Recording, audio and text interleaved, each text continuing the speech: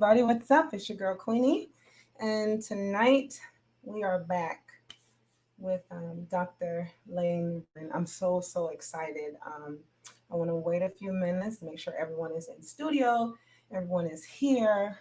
Share this video, like it. We have some amazing and I mean, time sensitive information that we're going to be talking about tonight with Dr. Rowland, and we have another special guest tonight. So please share it, share it with your family members, share on your page. Just keep it going. We're going to be talking live. If you have any questions for Dr. Rowland or anyone else that's on the panel tonight, please send them in, drop them in our comment section. Many of you have my personal contact. You can always send me the message via my messenger or via text, and we will have those questions answered for you tonight. So without further ado, I want to quickly introduce Dr. Lane Rowland. Many of you know him. You've seen him here on the show, excuse me, or you've been following him around IG and all over Facebook because, he's out there. He's doing his thing. But Dr. Rowland, he's an infectious disease specialist and trauma surgeon, head of COVID-19 healthcare task force and USA chief medical officer for SRS products and so much more. Like the list just goes on and on and on. And so I want to definitely make sure that you're here tuning in and listen to the things he's having to say about COVID, the vaccine trials, the holiday that's coming, and how are we going to get together with our families? I mean, I know many of you are wondering that. I know I am. So can we travel? What is it going to look like? The second and third wave that's coming. I mean, that's here. There's so many things going on. And so without further ado, I want to bring in Dr. Lane Rowland once again to the Bar Talks platform. Dr. Rowland. Hello. Good evening, Queenie Love. And hope you're doing super fantastic, and shout out to the world. I am. So how are you doing tonight? Well, just, busy. I just got back last night from Atlanta, and then I'm flying out in 4 hours back to Maryland, NIH. So just being busy and stuff, and having a good time and trying to educate people. And, this is my calling right now. And, one step at a time, one day at a time, one life at a time. And so right now my gasoline is full in my car and I'm ready to go. I love it. I love your energy. I love the fact that you love bringing the information to the people, spreading this information and helping so many of us remain safe and even, lowering our anxiety and keeping us informed, with the proper tools that we can, use so we can navigate this crazy time. So thank you so much for coming back once again. No, what are you drinking on tonight, Doc? Well, we've done cognac, we've done wine. This is supposed to be eggnog. Yes. This is an eggnog. So I salute everybody out there on your platform, and everybody salute eggnog. Get your eggnog if you look. Get your eggnog because Doc wants y'all to have eggnog. Oh my God! It's this time of the year, eggnog. Yeah. It just brings back that good old home country boy from Louisiana type of taste. I love it. Yeah. And it's the holidays, right? Like it's the holidays. In spite of this pandemic, it's the holidays, and eggnog and holidays just go hand in hand. Oh, absolutely, and stuff. And like I say, it's just it's amazing the what I've said 6-7 months ago where we're at today, and this thing is just we're not even in the first quarter of the second wave. Right. Wow, that is so scary when you say that. Like we're not, and here it is. This is November. We have November, December, January, all the holidays to get through, flu season to get through. I mean, what are we gonna do, Dad? Well, I think the most important thing is just having the best attitude that you can have and be positive and understand the information and make sure that you're getting the information from people that know what they're talking about. Let me give you guys 2 examples where I think one of the biggest problems that we have in the United States and worldwide. I'm in a Uber going from the Hilton Hotel to the clinic in Atlanta. So I asked the Uber driver, hey, what do you think about the COVID-19 and the SARS-CoV infection? Oh, he said it came from Iran. I was stunned. Wow. Then I had two little black boys on their little bikes. It kind of reminded me of when I was a kid in Louisiana in front of the clinic, and they didn't have any mask on. So I went up to them and says, "Hey guys, where your mask at?" And these two young boys said they don't believe in this. This is a hoax.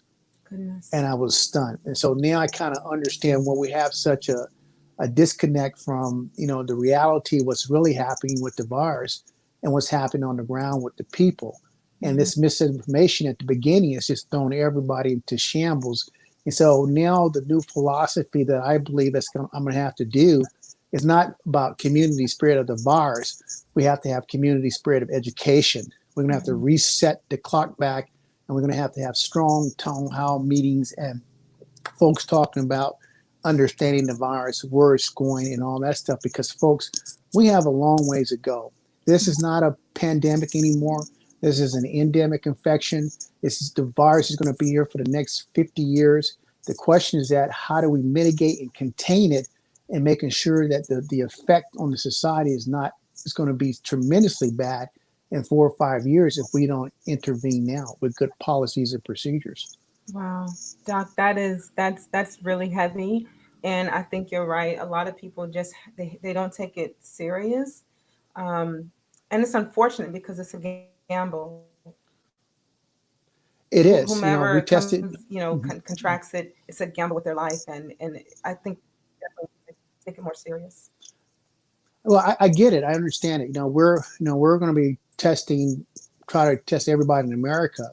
So we're in Atlanta. We're starting to do our Man, testing on individuals. And so we went to one of the movie sets, called us and said, "Hey, can you guys come and test some of our employees?" So we went and tested. We tested the actual EMT that's supposed to be responsible for the healthcare of the actors and actresses on set.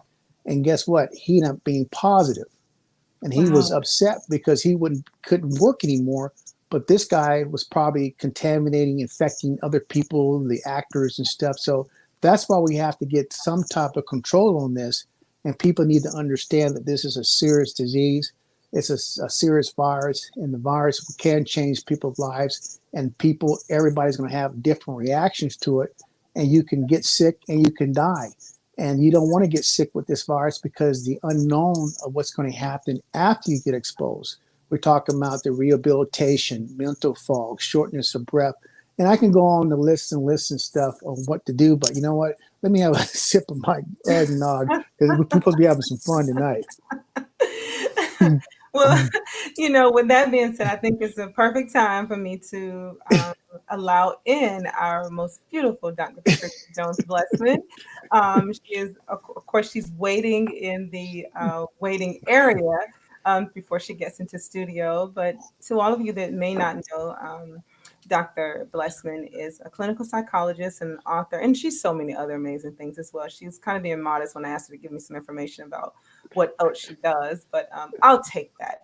But I do know that she's a sister about her business, and she takes this situation serious. She really is trying to get this information out and trying to help all of us cope with dealing with the stress and anxieties of this, as Doc said, endemic.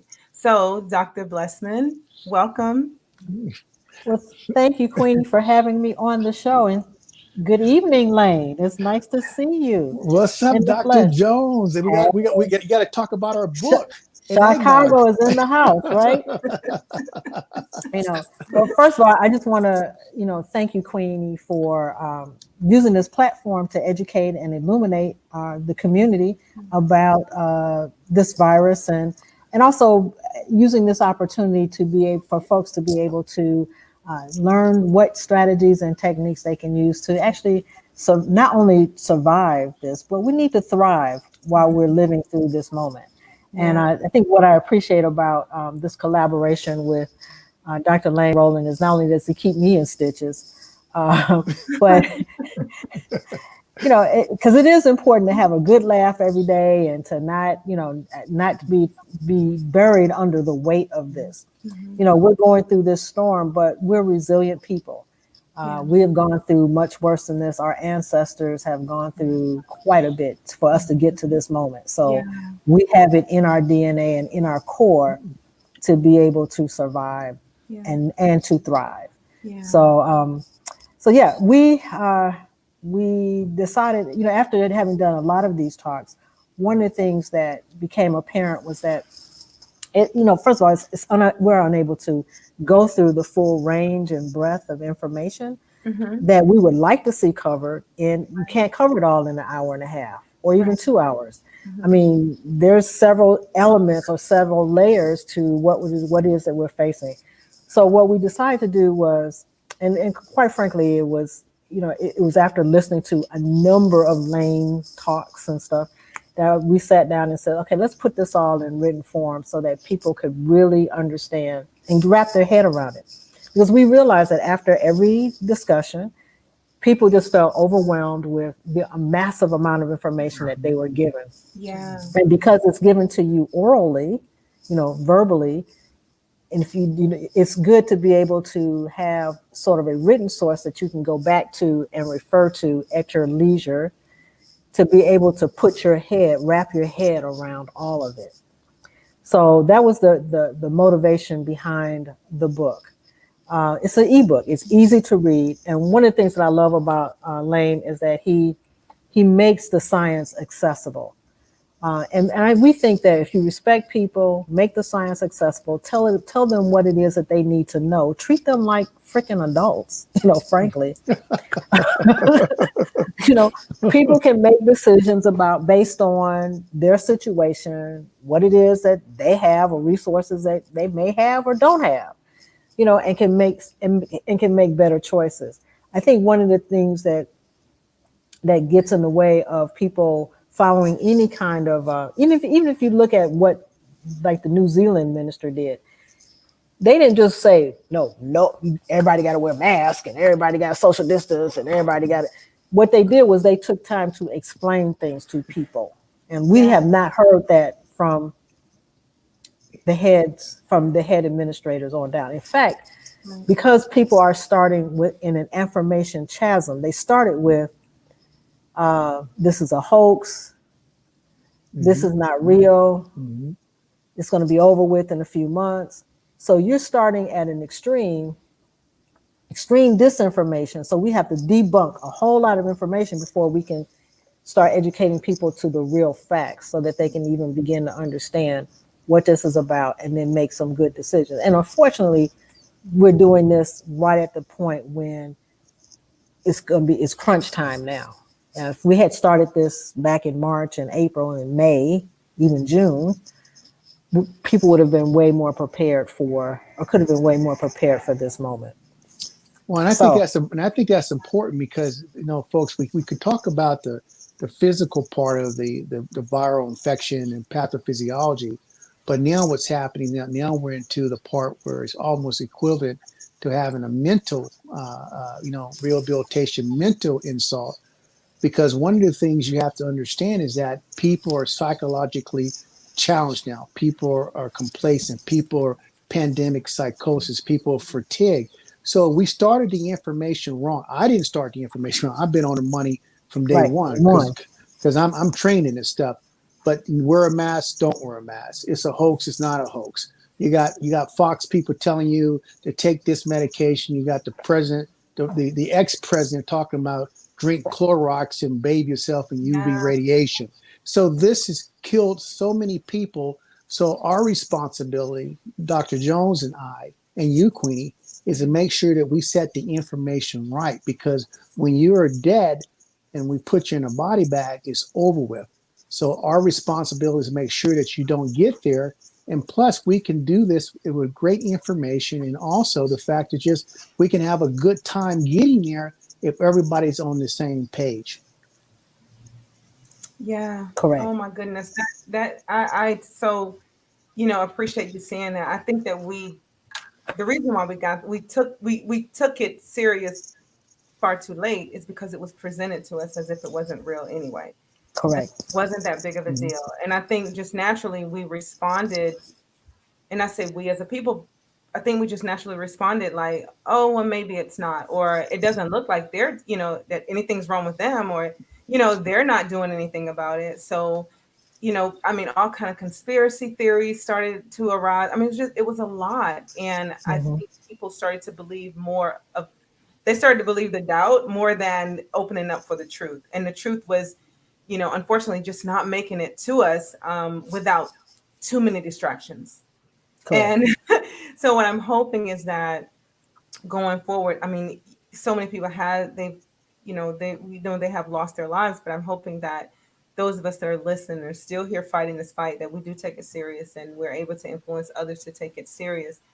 And I always say, if you're wrong, so what? Like if you're actually wrong, that, oh, this is not that big of a deal. Who are you hurting by, using precaution and by making sure that your loved ones are safe and your neighbors are safe and things like that, and you're not the cause of them becoming sick? There's nothing wrong with that. Well, when you think about that, you're absolutely right. And the problem is that you have these people out here, pitching a certain false narrative. And when you look at it, I'm going to use people for example. We're going to use a Sturgis motorcycle rally in South and North Dakota. This thing has probably affected, millions of people. 200,000 motorcycle guys in the state of North Dakota. These folks are talking about their constitutional rights, and they affected people. They became the super spreader of the United States. Moms are died, fathers are died, and now they don't have any excuses and stuff. This is the stupidity of people when you're dealing with stuff that is not in their lane. And they took a different approach. And so now it's a consequences. And so the Sturgis motorcycle rally in North Dakota, South Dakota, is going to be a human stain on the United States for the next 50 years. Wow. That is right. That's right. Because there were like several 100,000 people that went to the Sturgis motorcycle rally, and they're already talking about how it was a super spreader into the state of Minnesota completely. And I can't even imagine at this point what was the impact nationwide in terms of the amount of infections that one event caused across the nation. The number's almost 1 million. They've kind of done it. These 250,000, I'm gonna call them fools, have affected 1 million people, and you can start doing the math on what the sequela, the morbidity, and what's going to happen on that. So this is why it's important that one of the things that when we got involved in this stuff, and and the position I am, is to understand that we can mitigate and contain the disease itself. We can contain the virus, but you have to have a plan from A to Z. You cannot have one component missing. Understanding biosafety, biosecurity protocols, understanding the pathophysiology of the virus, understanding there's a psychology or psychological component to it. If you do that with good education and basic treatment, we're going to be fine. But if you put your head in the sand, you're going to have significant problems still. Wow. Right. Wow. So I want to make sure that we are incorporating the questions and comments that we're getting as they're coming in. Okay. People are anxious. We're all kind of wondering what's going on. Amiko Parchment, I just want to show this. She said, thank you for making the ebook affordable for everyone. So let's talk about the ebook for a moment, because I know there is a collaboration going on, and I showed some of the information earlier. Dr. Jones-Blessman and Dr. Rowland, you guys are doing an ebook. So I did put where we can find it, but what can the reader expect to receive once they pick this ebook up? Dr. Jones, You go for it. You do it, Dr. Jones. Go for it. Okay. Well, we actually have 2 ebooks out. One is called Navigating a New World, and that one basically covers the science. It covers sort of the basic. It's a primer on what is COVID, how a virus is spread, the 7 F's and the R. It covers personal prep, so things like getting an oximeter, thermometer, vaccine, mask, et cetera, et cetera, et cetera. It also there's a chapter on prepping your home. There's a section on radical self-care plan, a section on a mental health plan, seeking care, and then a bibliography for people who would like further information. So that one is sort of the primer. Okay. The other. One more time. I'm sorry, I didn't hear that. So the first one is sort of a primer. Can you tell me the name of it once more? Navigating a New World. Okay. And then the second one is called, don't let that curse word virus We steal your love it. holiday. Hey, that didn't come from me. That's We, not my we love personality. it. Yeah, right.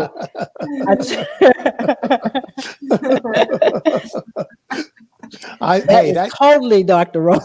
Yeah, I know it was him. I knew it. I knew it. Okay. We can let him talk about that one. Then you want to let him talk? Well, I'm gonna let him talk about that one in a minute. But let me tell you that the holiday book is really, now after you've read the primer, so to speak, the holiday book really gets into the practical applications of all the things that you learn in the primer. And one of the reasons what we found was that when I walked people through setting up a biosafety security protocols for their event, that's when they learned, that's when they had the aha moment about, okay, that's why you ask people to use the long lasting hand sanitizer. Oh, that's why you ask, so it makes sense in terms of, for people to really understand, okay, why once you understand the science, then you understand how to apply it. And it was actually taking people through a scenario. So that's what the holiday book actually does. Okay, take it away, Roland. No, Doc. This is to defeat and contain and mitigate this SARS-CoV virus is going to take every one of us as a family. And so, Right. if you have to explain something, explain it. But the bottom line at the end of the day is that, folks, you can talk about information all day long, but when you put it on paper, it really becomes alive, and it becomes a reference, so people can say, "Wow, these are the 7 F's." Okay, I read this, though. Now I kind of understand, why I need to have an antiseptic hand washes versus an antibacterial hand soap that doesn't kill viruses and stuff. So this is a reality. What we have to do, we have to put this information in every home. Every person should have this ebook in their hand. This is your guide, how to get on an airplane, how to have a great Thanksgiving. Because I can tell you guys right now, I'm going to Maryland tonight. When I come back Wednesday night, I'm gonna have me some cornbread stuffing. I'm eating turkey, cranberry, I'm potato salad. I might gain 300 pounds in one day.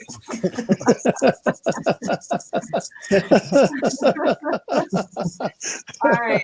Okay. So we have the ticker going. It has the names of the books.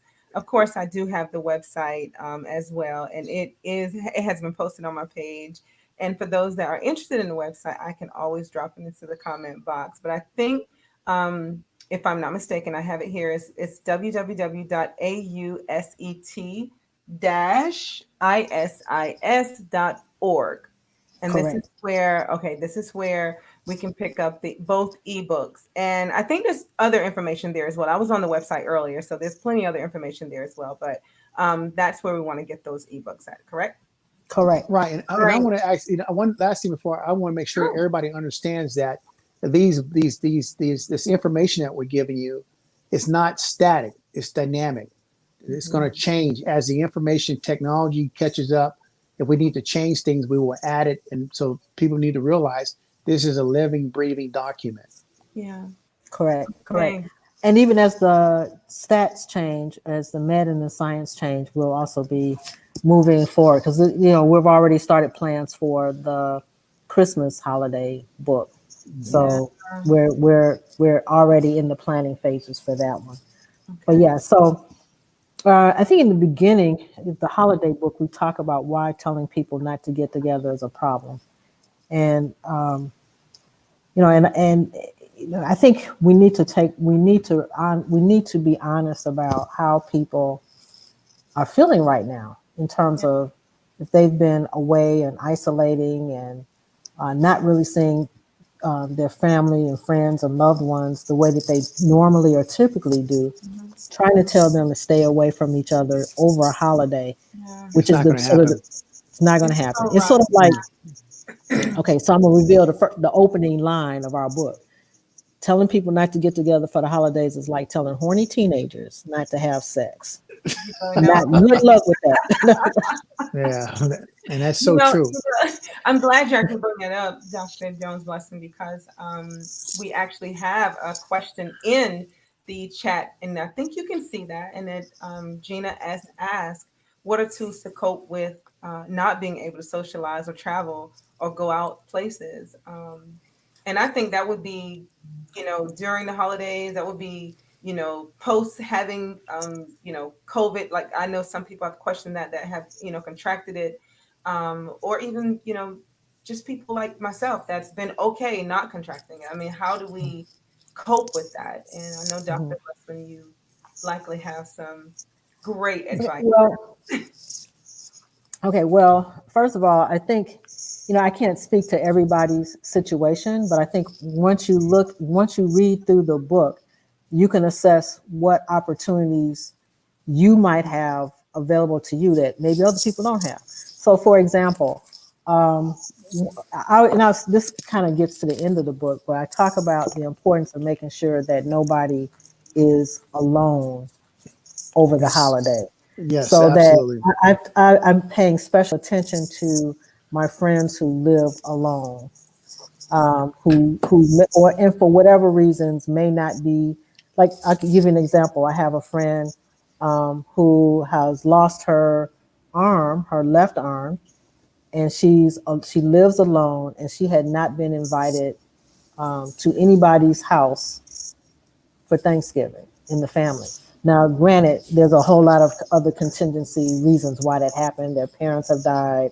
Their family is just going through the normal transition that occurs when the matriarch and the patriarch has passed away. There's really no central place or home that everybody gathers around. So as a family, they're still trying to struggle with that.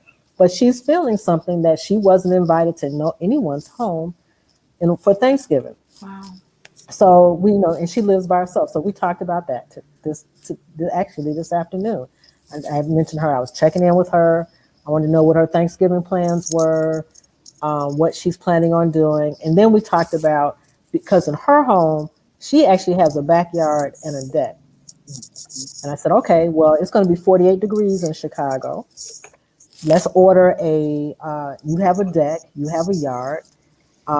You can invite people over for some one-on-one time on your deck. We're gonna get a little patio heater. We located one on Amazon, so that'll keep people warm.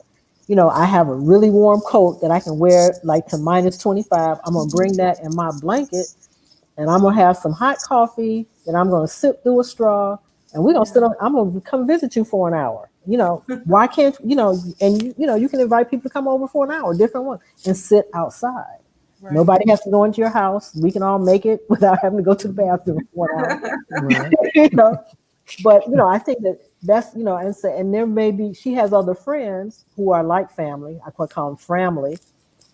Your chosen family. Invite them over for the holiday. Just to have an hour conversation on your deck. Because Yeah. those are the kinds of things you can do. Looking at your resources and what are the things you can do. Oh, looking at individual resources and looking at what it is that can be done so that people are not alone. It is the other thing that I also invited her to is that we get ready to play the game. Revoke your black card. Yeah. We're gonna do that on Zoom. So she's been invited to the Zoom revoke your black card game. So there's you know, but it's important to pay attention to the people who live alone and who may be by themselves on Thanksgiving Day, because that's horribly depressing to be by Yeah. yourself on a holiday. True. Yeah. I so agree with you. And having an alternate way to celebrate each other and celebrate with Correct. each other, and being able to do it outside is wonderful.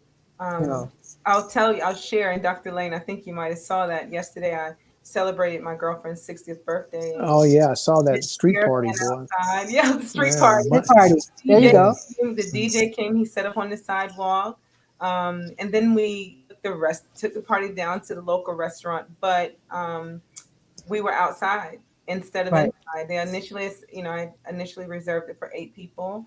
And then when I walked in, I felt a little uncomfortable, and I said, "Well, it's still nice out. Can we just have the outside by the fire pit?"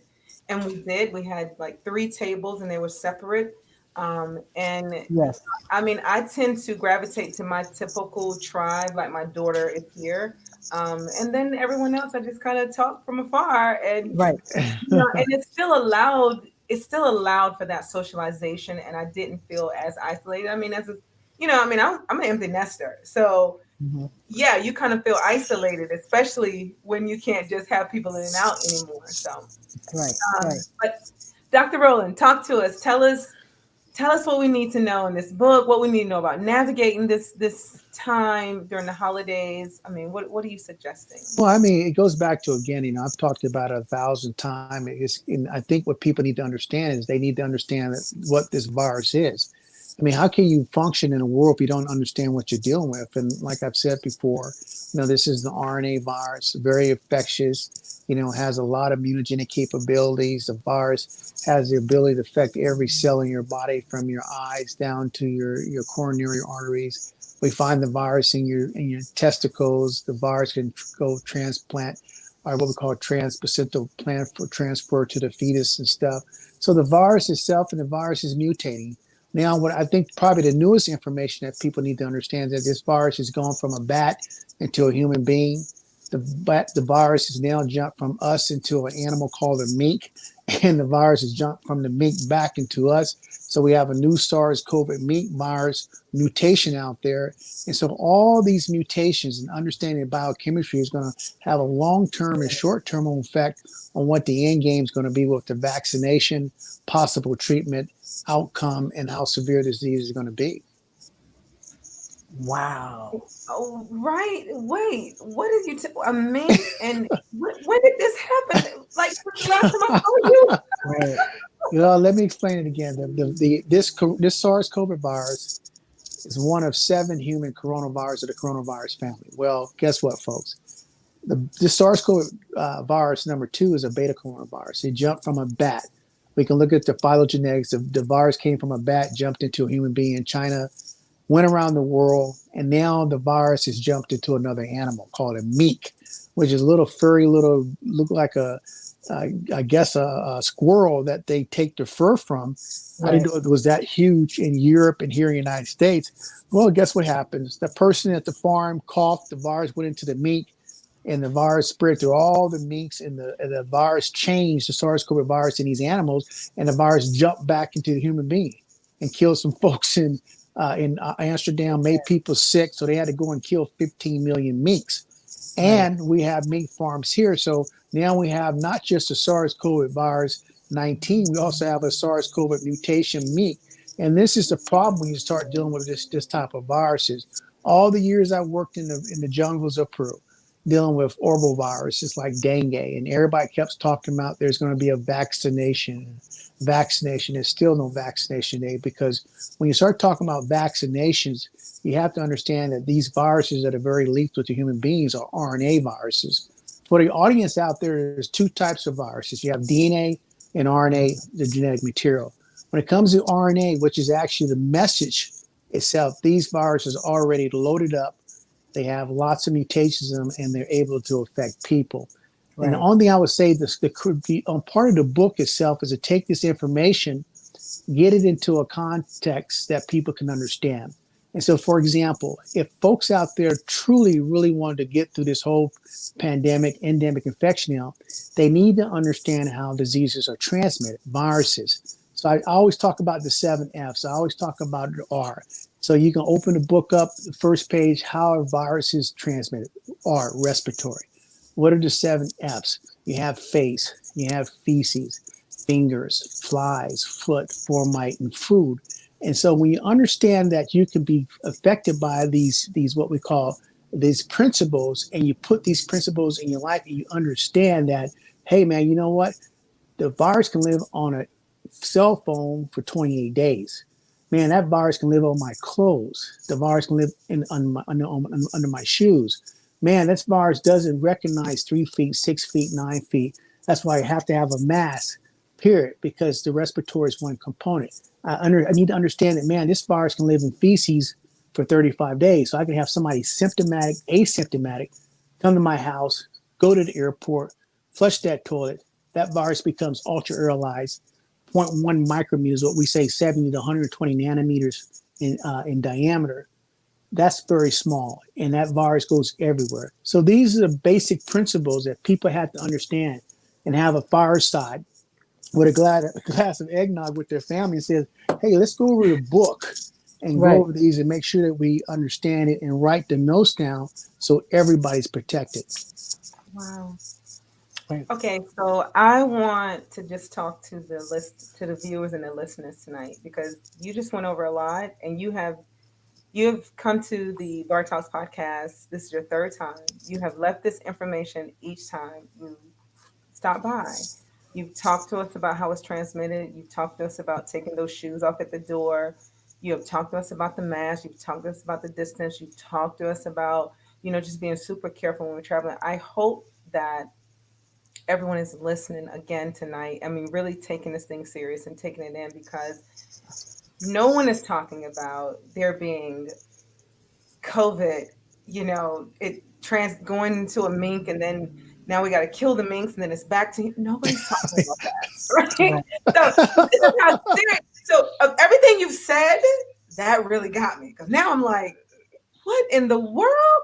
But this is how misinformed we are and underinformed, Underinformed. right? So I really appreciate you going into that. And I know you I hear you, I watch you, you're talking, you're sharing, and I know it's redundant. You're just saying the same thing over and over again. And it's because I know you're trying to beat it into our head so we get it. And it probably can be sometimes overwhelming and exhausting, but I so appreciate you still saying the same things, telling it to us like we're kids, and hoping that we get it, because sometimes we act very careless and irresponsible like kids. And even though you both are constantly dropping this knowledge, sometimes we're missing it. But when I hear you break that down the way you just did, I have to pause. I'm over here like sharing and like, I need y'all to share this. This is what I'm telling everyone that I'm doing this to. So for those of you that are still on live, please just share it on your page. You can take it down as soon as this is over, but share it, because if you can just get the information out to one person, think about how many lives you can impact. Right. And our most vulnerable population, it's sometimes I hate saying most vulnerable, Doc, because we're all kind of vulnerable. Correct. And sometimes I oftentimes think about, the elderly and those that, are really, really, in poor health, and, they know it. But in truth, I mean, I've been hearing of people that are in good health, and they're now either they have succumbed to it, or now their lives are totally changed. They're nowhere near as healthy and fit as they were because of the damage that the disease or the damage that the virus did to them. So please, That goes back to what we talked about, what we talk about viral load. So you got yeah, somebody 18 years old that thinks they're Superman and they don't have to wear a mask, and they go to Walmart or whatever, and they go in there and they breathe all these viruses in their lungs. It's like somebody coughing in your lungs with a viral load. You're not going to make it. I don't care if you're 2 years old, 10 years old, 100 years old. And so you're absolutely right.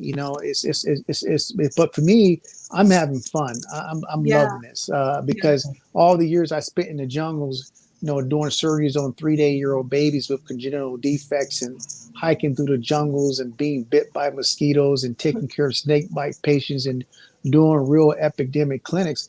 This is fun for me. This is just yeah. education. I don't have to, worry about, contracting or getting bit by some, anaconda or a piranha. So this is fun, and I get to drink my eggnog You without do get to any. drink. Yeah. So Right. I'm cool. Right. So I just want to jump in there for a minute, because because it's not that the thing about when you present something to somebody verbally, you do have to repeat it more than once. You have to Yeah. repeat it at least 3 times for them to really get it. And so Mhm. part of the reason for writing the book was so that people could have multiple ways of taking in the information, and also to review it on their own more than once. Because and also we don't, even in our discussions, I mean, we rarely get past the 7 F's and the R, and maybe some of the personal prep just in a conversation like this one. But I don't think we've ever gone into real deep detail into prepping your home, what your self-care plan should look like, mental health issues, and Mhm. how the pandemic will impact that. I don't think that we've ever addressed like what happens when you seek care. So those are and being able to give people, if they want further information, we have a curated bibliography reading list that can quickly get you up to speed. If people just read the first two articles we have listed, the National Geographic articles that are listed in our book, you'll have a much better sense of what this is all about. Just doing that. So I think that the ebook gives people a way to be able to wrap their heads around all of the basic cognitive knowledge that they need to have. And then going forward, if they stay on our website and in our forums, they'll get the updates as we go forward. But I think the Navigating a New World gives you the sort of the foundation. The holiday book is going to talk about how do you apply these concepts in your life, in your lived situation. So, I think that's the value of the book, and that's the value of to the value add to the audience. And yes, we wanted to make sure that the book was affordable. That's why they're only $10. We know textbooks can be more than that, although this is not dense and it's not as big as a textbook, so to speak, because we wanted to make it readable and something that people would not be afraid to open up. And also for somebody that's a high school student, college student, maybe even an older middle schooler would be able to read this and partake of the information and understand it. Okay. And so that was the goal. Yeah, well, I definitely appreciate that consideration. But I want to go back to our chat really quick. Dr. Rowland, Dr. Ben Carson was very sick with COVID. He swears by Olander 4X. What's this drug? Oh, he got the same experimental drug that Trump got, which is a monoclonal antibodies that is supposed to neutralize the virus or blocks the virus from attaching to the individual cells and stuff. But I have to see the science. Whatever that's coming out of these guys' mouth, I don't believe. I'm just like everybody else. I'm very skeptic until I actually see the science and stuff like that. And that's just the reality. Is it a possibility? Yeah, is it a possibility, but I have to see the science, and everything I base my decision off is based off of science and medicine to be 100% accurate, because in this business, you can't be wrong. Right. So let me ask you, Dr. Rowland, like I'm reading about this drug and I've never heard of it. I mean, is that something that would be available to regular citizens, or is this like special? Is this No, this is special. this is for special people, folks. And that's why it's very important for everybody needs to understand the way you're going to survive this is that you're going to have to be your own best protector. You're going to have to be able to protect your circle, your family, friends, and that's just information. And you're going to have to figure out what's the best treatment for you, if there is a treatment. Is the vaccine, is it worth it for you? Are you going to wait to see what happens? Or are you going to jump in line? And my point is that vaccines have saved humanity. It's made us what we are. Measles, mumps, diphtheria, polio, all these different elements were eliminated because of medications given through an injection or through a pill, what we call chemotherapeutics. But in this particular case, you got a virus that's jumped from a bat into a human into a meat back into us. A lot of immunogenic capabilities, 12,000 mutations within a year, 7,000 mutations in the spike protein. In my mind, we still have a long shot. So I have to be convinced after I've seen all the science. Yeah. Right. So I guess I wouldn't be able to get that medicine because I'm not special. But Dr. Rowland and Dr. Blessman, I want to just say again, thank you so much for the ebook. And Dr. Blessman, I know that you talked, kind of brushed over the mental health impact that this pandemic and endemic and the disease as a whole is having, right? The virus as a whole is having on people. What have you seen in your practice as is coming up that we're dealing with the most? Like, what is the common thread that you see many of us dealing with the most, and how are you advising us to handle and to manage and to cope in a time like this? Okay. Well, first of all, there's very little information about how people, that I can rely on from previous pandemics about the psychological, how it impacted people psychologically. So that research is very limited, and that the resources are limited. But what I am seeing, though, first of all, we are all experiencing a catastrophic natural event. So, so from that sense, we are all globally are experiencing this. And so we're looking at increases in anxiety, increases in depression. Some of it is fueled by concerns about finances. So we see more and more people who are going into poverty, not being able to pay bills, and with the relief packages not being voted in by our government, that certainly is going to have, particularly as we go into the holidays, that's going to have an impact on people. So you see an increase in anxiety, depression. There's an increase in suicides, an increase in, and some of this is fueled not only just from the pandemic standpoint, because of the social isolation, or the social distancing, people are not necessarily having the same emotional supports that they typically would have. Yeah. Whether it's, being able to go to the bar and, hang out with the girls and have your usual Friday night, I'm hanging with my girls, I'm chilling with my girls, or whatever it is that we used to do, socially, or or even like our book club, we have to do it on Zoom now. But but even with the adjustments, there's a lot of it doesn't take the place of the in-person. Also, one of the things that's, first of all, we're all social people, and we are also accustomed to having, or it's important for people to have a certain amount of touch. Meaning, scientifically, we all do better with 20 minutes of touch every day, somehow. Whether it's a hug, whether it's something you're holding hands, whether you just snuggling up next to your boo, whatever. But having 20 minutes worth of touch time is important. It's important for our psychology. So in that sense, we are all experiencing this psychological stressor. And let me ask something. Let me ask something. I think the word for everybody and everybody on the planet, everybody has post-traumatic syndrome from this. Correct. I think it's also important. We talk Not about post, the effect. it's ongoing. We're talking, What I'm talking about is the effects that has on children, and that's one of the biggest things I'm concerned about in trying to get society back open, trying to get people to be able to function in this new norm.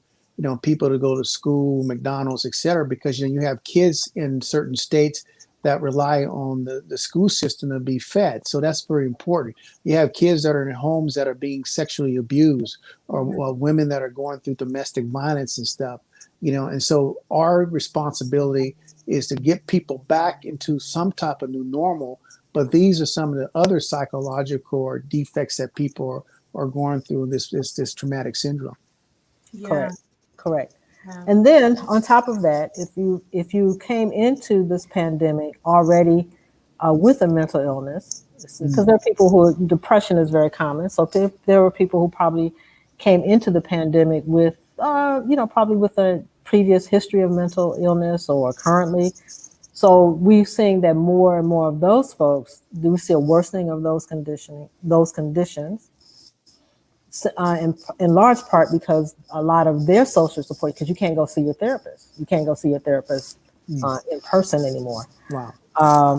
And not everybody has access to a way to do telehealth or teletherapy with their provider. Also, teletherapy is not as, unless you know the person really well, it's hard to start. Unless you know the person very well, it's hard to really sense what's going on with them. So like with some of my clients that I knew before the pandemic, I could probably tell from just the way that they answer the phone, like really how they're doing. But for somebody that's brand new or somebody that I didn't know really well, there's a lot that I would not be able to pick up on. terms of Just the their affect. in terms of their behavioral cues, or Right.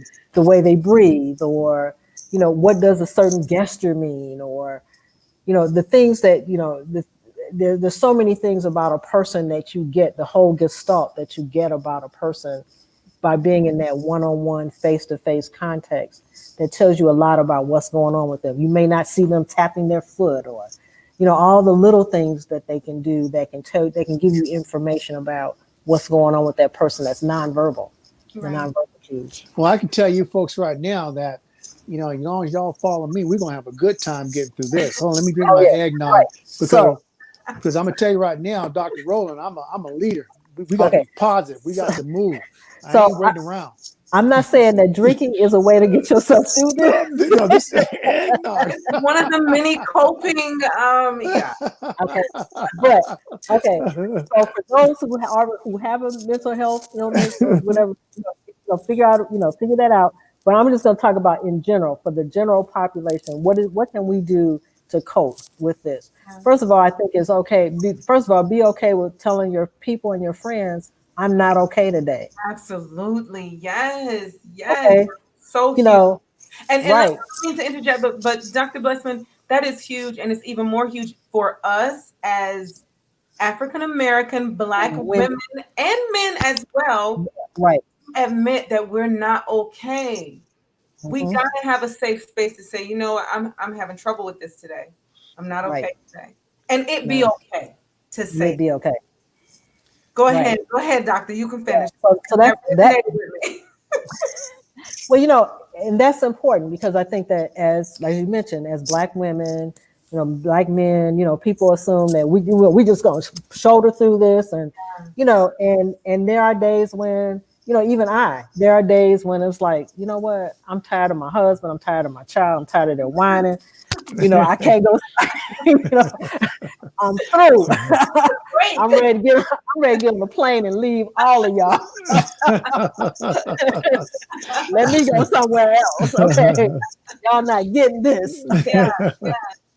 But so first of all, just being okay, that it's okay. And the other thing, that I'll probably post this in our forum on our website. When we ask the question, "How are you?" That's such a typical question that we ask everybody when we greet them. "How you doing? How are you?" Mhm. And I'm suggesting to people that you take that a little bit further, that you don't just stick with the pat response, or the, "Oh, I'm doing fine." Yeah. No. How are did you get some sunshine today? Did you connect with people today? Yeah. How are you drinking water today? Did you take your Mhm. medications? If a person takes medication, or your supplements? And I have a whole list of questions that you can ask your family and friends and loved ones, your beloved community, to really check in with them when you ask that question, "How are you?" To Right. not let it be a superficial question anymore. We have to really, it's going to be important to really check in with people and see how are they doing. I love that. Dr. Roland, how are you? Well, I'm doing super fantastic. How you guys doing? You Okay. guys, you know how a Southern gentleman. You guys know I'm from this great state of Louisiana, and us Southern gentlemen, we just seem to be just laid back, and I like being laid back on a Sunday. Dude, that's right. Because, normally we're here like on a Saturday or Thursday. I don't know on a Sunday, but I'm glad Mhm. to know that you're doing well. So, Dr. Roland, you're still rolling around. You're still Yes. rolling around the U.S. So, share with us how you're staying safe, how you're remaining safe, because you're traveling. Dr. Jones-Blessman, I know you were like, you want to just get on a plane and go now. I don't know about you, but I haven't been on a plane yet. I just haven't been able to bring myself to do it. But I watched Dr. Roland rolling, and I'm Right. like, Yeah, I need to figure well, out what. like we say, I understand. I understand situational awareness. I understand disease transmission, and I love flying. I'm flying in 4 hours again. Flew yesterday from Atlanta. Now I'm going to go to Salt Lake City, then Salt Lake City to Maryland, and probably to Atlanta or Mississippi.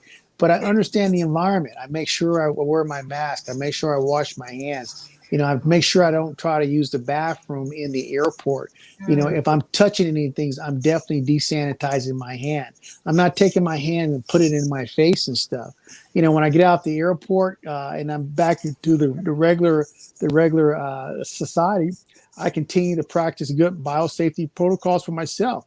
And that's how I'm going to make it and stuff. And that's how everybody has to look at it, because you have to look at everybody as a potential affected individual. That person you think you look at that it looks normal might be the biggest super spreader in history. So if you do this stuff, you're going to be fine. Wearing your mask, folks, is not an option. It's mandatory. Wash your hands. It's mandatory. Making sure when you get into a hotel room that you don't wear your shoes in your room. As mandatory policies and procedures. Make sure you have a mandatory biosafety, biosecurity protocols that you can do a mental check off in your head to protect yourself. You do that, you're going to be fine. And that's just the way it is and stuff.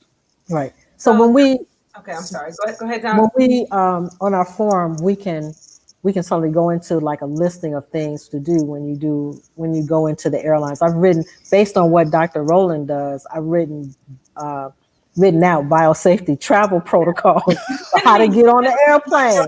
Hey, don't forget about the glasses. Oh yeah, the eye protection, what you need to take with you. But the other thing is, because I see pictures of Dr. Rowland on the plane, and I've never seen anybody in the row behind him, in front of him, or beside him. So first of all, I don't know what class he's flying, but he makes sure there's nobody sitting next to him. Okay? Yes, let's talk about that. What class are you flying, first of all? Because that is classified. that is classified. Okay. So my girlfriend, who's an airline stewardess for Delta, she's wearing, I work with her, and they supply them with eye goggles and N95 level masks. She, I tell my friends when they fly, she's not able to cover her hair, but I tell people to cover their hair. That whatever you're wearing, that it needs to be something that you're wearing on the plane. It needs to be something that you can immediately take off when you get to your destination point, and either spray it down with ProGuardium or wash it. You have to take ProGuardium and alcohol wipes with you on the plane, because you need to sanitize your seat belt, your armrest, the tray tables, anything that you use. Sometimes you need alcohol wipes if you need to quickly sanitize something, because sometimes, for us women, we may not necessarily be able to hold it. So we might have to go to the bathroom. So you use the alcohol wipes to open up the stall door, to wipe off anything that your skin or any of your belongings may touch. And so make sure alcohol wipes with you. And one of the principle of that protocol that Dr. Jones told everybody, make sure that you're sterilizing that ATM card. Yes. 150%, because that is probably the number one source of infections in airports. Correct. And the touchpad that you use to, if you have make to sure you do that. Right. Yeah. So anything that you touch, you have to be sure that you're sanitizing that before you touch it. And we also suggest that people use a long-acting hand sanitizer once period. I think Safer Palms is 12, 24 hours, whatever, but it's a good one. Hand washing, we talked about, I think Dr. Rowland may have talked about that before. The CDC will tell you that you don't, wash your hands with soap and water. Well, soap and water doesn't kill. I learned this from Dr. Rowland. Soap and water doesn't kill the virus. It just dilutes it. So it's important to use an antimicrobial, antiseptic soap. Wash your hands the way doctors wash their hands. There's a product called Safer Hands that has chlorhexidine in it, which is the same solution that doctors use that's in their surgical scrub. So that provides 24 hours of protection. You wash your hands with that and then use hand sanitizer over that. And you're good. And you're good. So that takes care of your hands. Okay. So let me pause you for a moment. I have a couple questions. One of the questions is from Kevin Noble. He asked, do the UV wands work? UV1 radiation? It just says UV ones. Maybe Well, there's there's three types of there's three types of UV radiation. There's UVA, there's UVB, and UVC. I'm very subject to UVA and B because I really don't know if it really works. For you to absolutely have 100% cure, you can use UVC, but guess what? When you use UVC, you can't have plants in the room. It'll kill you. That's how powerful it is. So that's something that you have to be very, very trained in using that type of radiation. And so the other radiation, the UV1, C, B, whatever the case is, I haven't seen any scientific medical papers that said that it actually kills the SARS-CoV virus. okay. Maybe coronavirus, but it hasn't killed the actual SARS-CoV virus that's causing this global endemic infection now. Okay. So one moment, since you broke that down, Dr. Rowland, SARS-CoV virus and SARS-CoV virus and the coronavirus are two different viruses. Let me explain it very carefully for everybody. There are Thank out of the 400 coronaviruses that bats have, there are 7 of them that affect man. There are 4 of them in a family called the alpha coronavirus, and there's 3 of them in the beta coronavirus. Well, in the alpha coronavirus, you have 229E, you have HL63, NK number 1, OC43. These 4 are the common cold. We've all had this. I mean, I've had it. You've had it.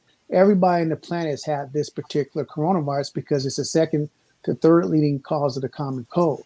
Now, the family of the alpha coronavirus, the cousin is the beta coronavirus, and that you have 3 that are lethal, pandemic, epidemic. That's SARS-CoV number 1 from 2002 year. You have Middle Eastern Respiratory Syndrome from 2012. And then you have what we call the SARS-CoV number 2, 2019, 2020. Well, these 3 are the lethal human pathogens, game changing. And so when you look at bottles, it says, well, this Lysol kills coronavirus. It's not killing SARS-CoV virus. If this bottle says it kills coronavirus Clorox, it's not killing the SARS-CoV virus. So people need to make sure they have that big distinction because that can be the difference in you being sick and dying on the technology that you use. Wow. Correct. Correct. That's huge. That's huge. So again, I hope that the viewers and listeners heard that. Okay. And they But on the other hand, Sure. there is a HVAC central air filter system that you can put in if you own your home. There's a central air purifying system that uses UVC light to kill virus, and in that context, it's appropriate and it works. Okay. So that's what I mean about sometimes some things are not just a simple yes or no. Right. Okay? Right. Okay. So like I just purchased one for my house in Shaker Heights. I just for my tenants. I just purchased an air purifier for them. Okay.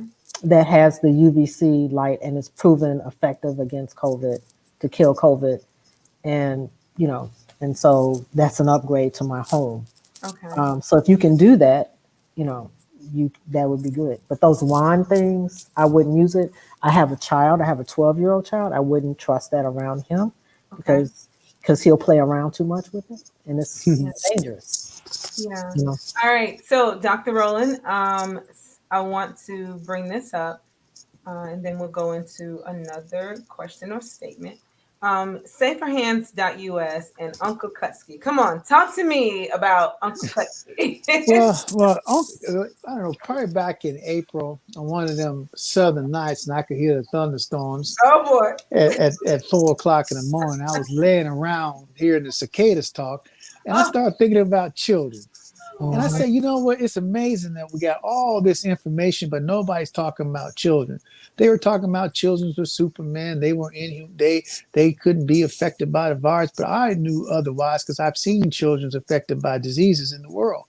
And I said, we have to start talking to children, teaching children how to wash their hands. So I was sitting there at 4 o'clock in the morning when a big thunderstorm hit me, and I came up with Uncle Kutsky. He's a mosquito. He's a dapper. Looks like your crazy uncle with his flat top hat, white gloves, cane, and his responsibility is to teach kids how to wash their hands. And so that's how he became, and he's a real character teaching kids how to wash their hands. And Dr. Jones was helped develop him with some of the lingo on what he needed to say so kids can understand that lingo. But Uncle Kuski is changing the way the world is. He's more popular than Mickey Mouse because Mickey Mouse is quarantined, Uncle Kuski working. Okay, absolutely. Love it. So parents can find out more about this Uncle Kuski, because I said it wrong, at www.saferhands.us, correct? Yes, yes. All right. And So, as a parent, I have a 12-year-old, and as a parent, I really didn't want to have to worry so much about all the things that his hand touched as he left our house, because we counted it up one day. How many things does he have to touch to leave our condo and get outside? So he touches 5 things. I know he's not going to sanitize his hand every time he touches something that somebody else touched. So between the Uncle Kotskis and the Safer Palms hand sanitizer, we're good. you know. So as long as he re-ups every 4 to 6 hours, he's good. His hands are going to be okay. okay. Yeah. Okay. All right. So we're going to move back into the chat real quick. It's always great to talk to you all, but look how the time just flies.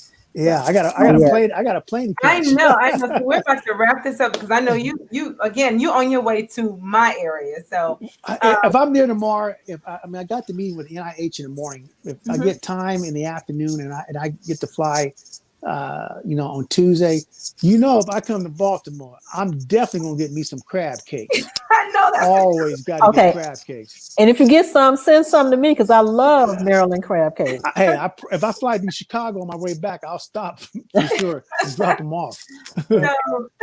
So, Dr. Blessman, really quick, one of our viewers made a point. She said that teletherapy may not be safe for some people in abusive situations. I worked in DV for quite some time, and I know we advised some of our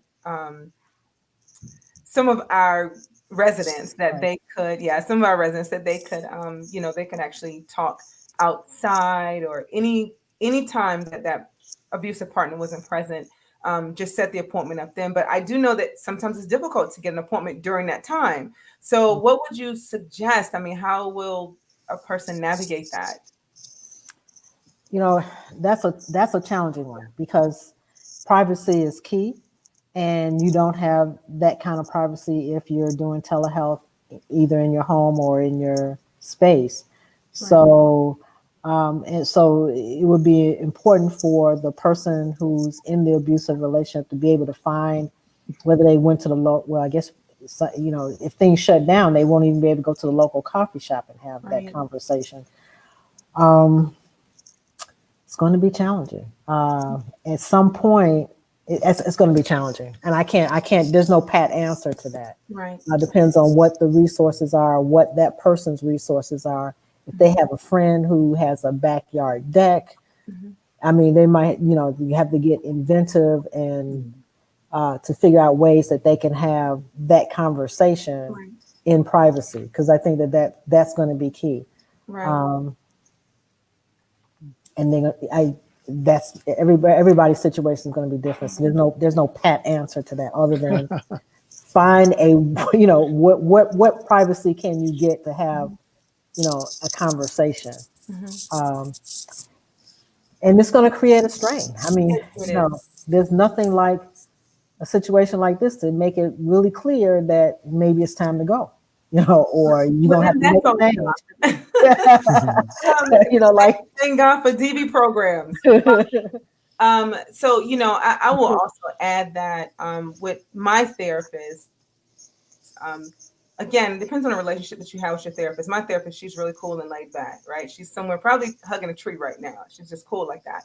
And because I communicate with her through an app, I can always send her a message and ask her, say, hey, I can't get an appointment with you for another 2 months, but do you have any availability that you could kind of slide me in? And I think that a person that may be in an abusive relationship, if they have a relationship already with that therapist, sharing with the therapist what they're going through, that therapist may actually create some safer space and flexibility for that particular client to be able to reach out to them at whatever the convenient time would be for the client. I can't speak for all. I just know that my therapist is really cool. And I mean, So So, and there have been some in some cities. I know in Chicago, I can't speak for every city. There are, because they know that COVID is presenting a very unusual challenge for people who are experiencing personal violence, domestic violence. They are offering enhanced services and more services, hotlines, and more shelter services for people who are experiencing domestic violence. So you'd have to research, look in your area, what's available in your area now, right. Given COVID. So, yeah. All right. So Dr. Rowland, I got 2 questions for you, and then I'm going to let you get out of here. Thank you. Appreciate it. Let's go. All right. Should we be concerned about our clothing after we have, or maybe there's another one, but after we have been out, and should we wash each item we buy before bringing into the house? I don't think necessarily, washing each item, new clothing. I think you could spray it down with a mini bio decontamination unit with the hypochlorous proguanidine solution. And then if you're out and about all day long and she's spraying it now. But if you're out and about in public, in general, around lots of people, you go to church, you go to, Walgreens, Walmart, you're out there shopping, in the mall, you come back home, my recommendation would take them clothes off at the door and wash them. Don't bring them in the house and lay on your couch yourself, because it's like we say in our book and stuff, and I've defined that what a formite is. A formite is an inanimate object, and that could be your tennis shoes, could be your clothes, could be your hat, it could be your glasses. Exactly. And so that's very important. This is just good biosafety, biosecurity protocols, basic 101 to be able to function in that new norm. So it just makes you think a little bit better and stuff. Yeah. Okay. Last question for you, Okay. Dr. Rowland.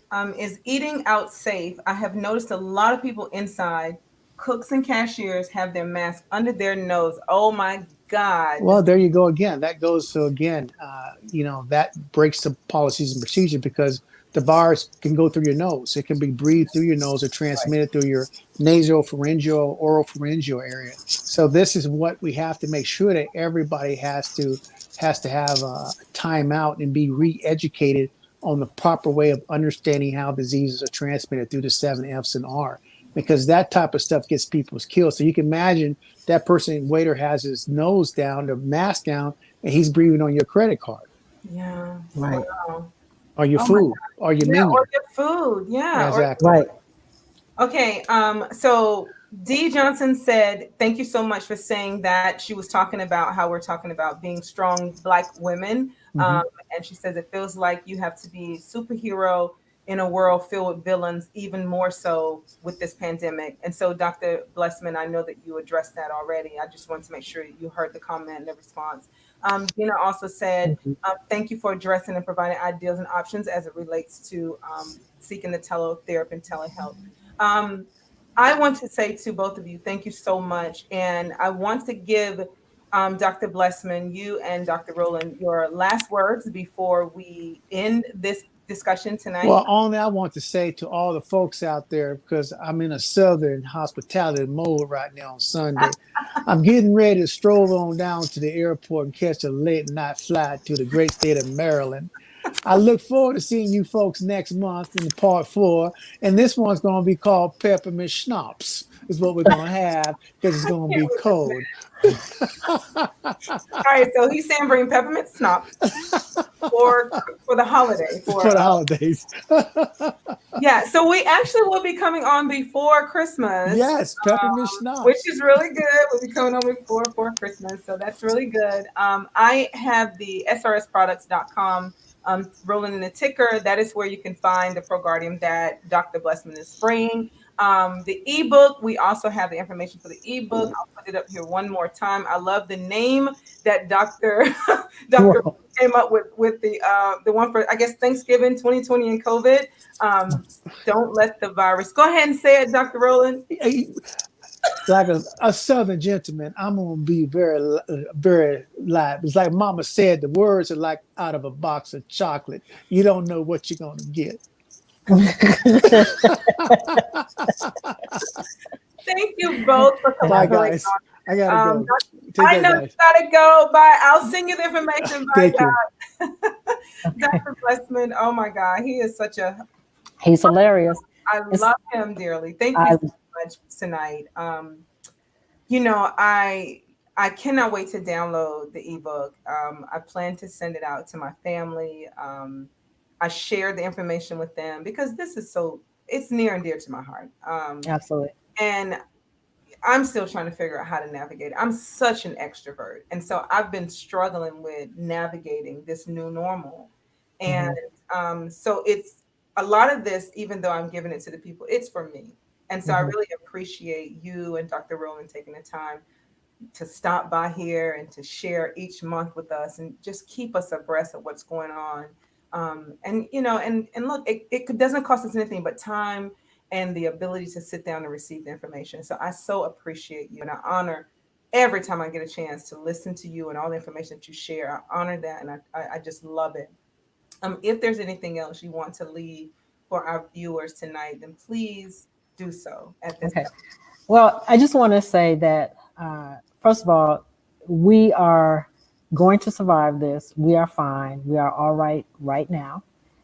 Take this moment to be thankful and grateful to the Creator for your health and blessings and whatever it is that you have right now. Thank you that we're able to at least impart this information to other people. Do buy the books and share it because, you know, our intent was that we want this information out there as widely as possible. And understand that, you know, with all experiences, good or bad, are blessings and there are lessons to be learned from them. And it's important to figure out what are the silver linings that come as a result of this experience that we're going through. This Thanksgiving can be reimagined in ways that perhaps we hadn't thought about before. And so we hope that the book will help spur you to think about perhaps doing this Thanksgiving somewhat differently and coming up with some different Thanksgiving traditions. And there's some links in there that would that will help you think about that. Some new things to do. So we wish everyone a good holiday. Make sure you look out for your friend who is living alone and make sure that they are not, that there's somebody that's reaching out to them during this holiday season to spend time with them, even if it's just an hour sitting on their deck, like I'm doing with my girlfriend. Yeah. You know, sipping some hot sangria or something. You know, we're gonna do something.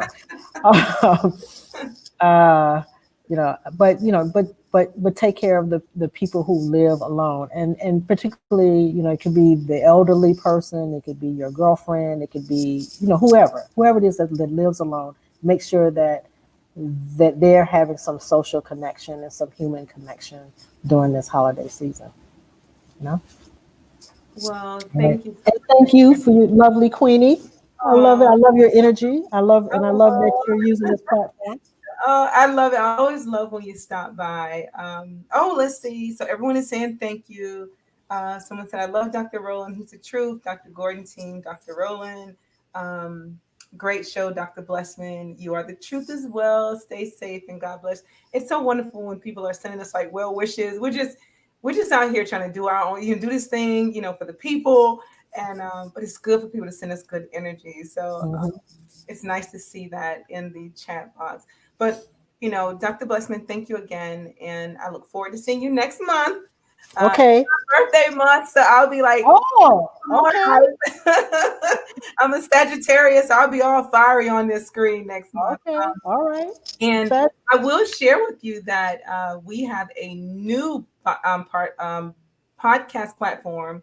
We just started a brand new platform. It's called the Relationship Zone, where we talk about real life and relationships and love. So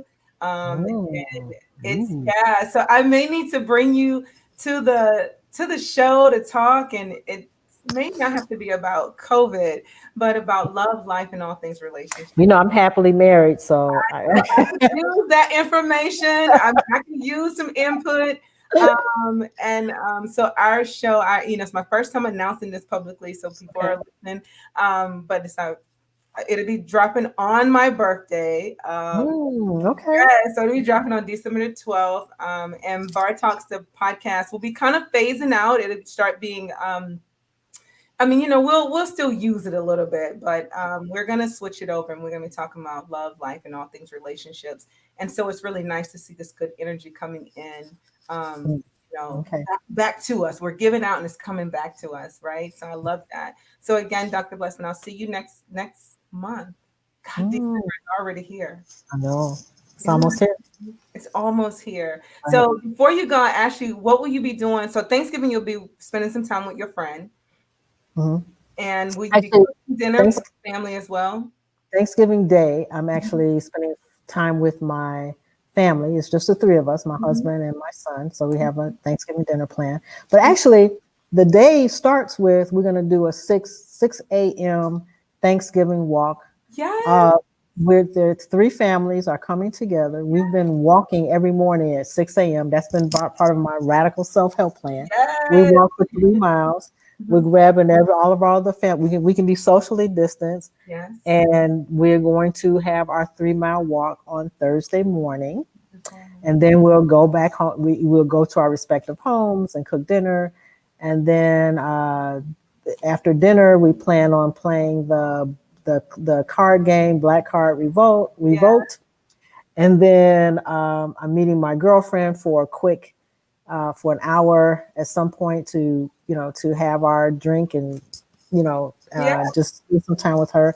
And then at the end of the evening, we have some friends in Tennessee, and we're going to do we're gonna watch a movie together. I don't know. There's some kind of movie sharing platform, something or other, but we'll be, Okay. So it will be Zooming it, Zoom in person, a little bit of and then our family dinner, just the three of us for our family dinner. And the walk is the big thing. Oh, good. Yeah. So you have A things full day. planned out. This is what I think. I hope many others decide to do. I know that I'm planning to kind of do a few different things on Thanksgiving as well, to include rest, and definitely going to get outdoors and enjoy the weather. And I'll make a small meal as well. But I think it's really good. And of course, I'll Zoom and check in on people. And of course, my friends know they want to find me. They can find me outside. They can come hang with me out the door, and we can have a good time. So I'm glad to know that you're going to be doing something amazing. And I think those that are listening, they'll take a page out of your book and be like, yeah, maybe we could do that as well. So again, Dr. Blessman, thank you so much for coming to Thank you for having me. viewers. Thank you for joining us again tonight, talking about COVID, trying to get this information out there. I just want us all to stay safe. And as Dr. Jones-Blessman said, we're going to make it through this. We are. So let's continue. You saw the links go across. You can order the ebook. You can order the Progardium. There's so many things out there. Definitely check out the websites. Follow both of these amazing people on social media so you will not miss any information that they are sharing. Dr. Blessman, until next month, take care and have a wonderful and happy Thanksgiving, okay? Yes. Bye. Bye.